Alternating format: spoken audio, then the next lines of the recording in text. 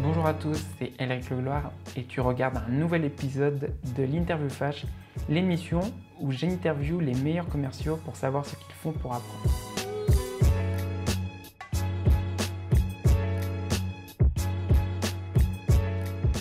Pour ce nouvel épisode, je reçois Maxime Robles, SDR Manager chez Swile.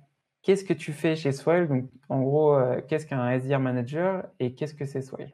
Du coup, comme tu l'as dit, je suis manager des SDR chez Swile. Donc, c'est le fait de gérer une équipe déjà de SDR qui, elle, se charge de qualifier et prospecter une base de contacts pour ensuite aller fixer des rendez-vous à l'équipe des commerciaux de terrain. Du coup, moi, derrière, je serai en charge d'organiser de manière opérationnelle et au niveau du discours et du suivi que tout se synchronise correctement. Alors, Swile n'était qu'émetteur de titres restaurants. Désormais, on adopte une vision qui est plus globale sur l'engagement du salarié dans l'entreprise à travers une carte qui va réunir tous les avantages salariaux de l'entreprise, donc comme les tickets resto, les chèques cadeaux, et une application qui va te donner accès à un univers de fonctionnalités pour les salariés dans l'entreprise, comme la création de cagnottes pour des anniversaires, des after-work, ou même des remboursements entre collègues. Et il y aura même une messagerie interne. Quelle est ta semaine type de travail? Le lundi, c'est les weekly, donc les points hebdomadaires. C'est une sorte de starting block. C'est un moment qui est nécessaire pour se partager toutes les informations, se synchroniser avant de démarrer la semaine avec les bonnes prios et les ressources nécessaires. Après, durant la semaine, donc une semaine type, on va avoir beaucoup de suivi business, de coaching sur le discours ou même sur les outils. On intègre pas mal d'outils en ce moment comme SalesLoft où il faut pas mal d'accompagnement à ce niveau et des business reviews pour savoir où on en est au niveau des forecasts, au niveau du business de manière individuelle et un peu d'opérationnel. Mais en général, ça va énormément dépendre des prios qui auront été établis en début de semaine. Et le vendredi, c'est le 3P, un petit rituel de fin de semaine.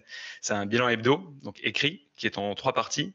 Le P de progression, pour faire un point sur le business de la semaine. Le P de problème, donc les problèmes qu'on a rencontrés durant la semaine.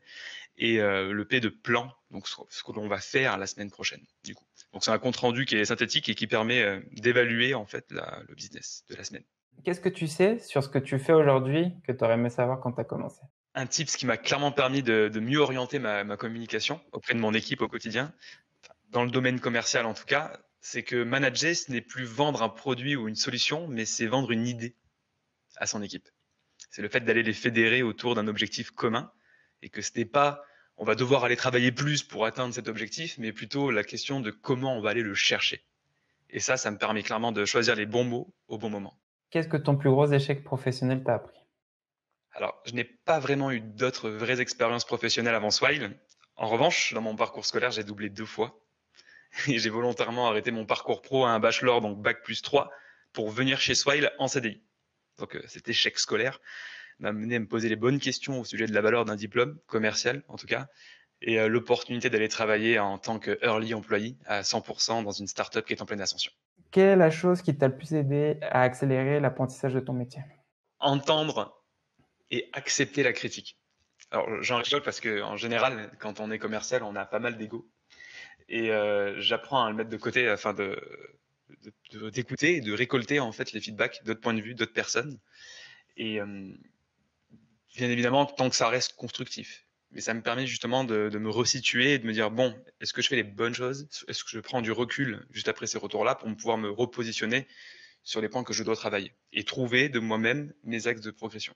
Quelle ressource t'a le plus aidé dans ta carrière? Et cette ressource, ça peut être un livre, un podcast, un blog ou autre chose.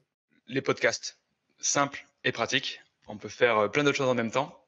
Avant, c'était sur le chemin du boulot. Maintenant, c'est plutôt en faisant la vaisselle ou en étendant le linge. Et j'ai commencé avec les podcasts de The Sales Game, donc fait par toi-même.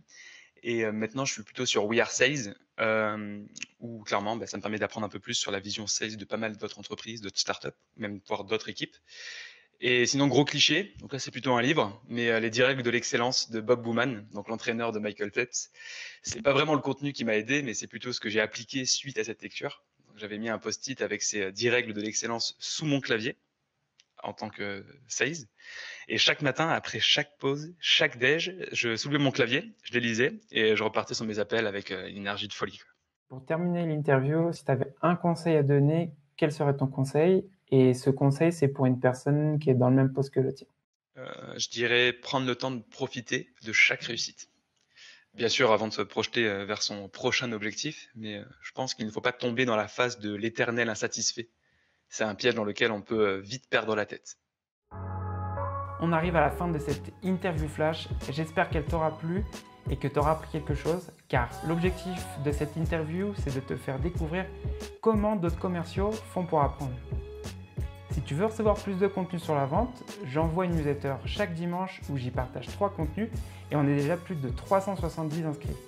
Si tu veux t'inscrire, c'est thesalesgame.substack.com et je mettrai le lien aussi dans la description.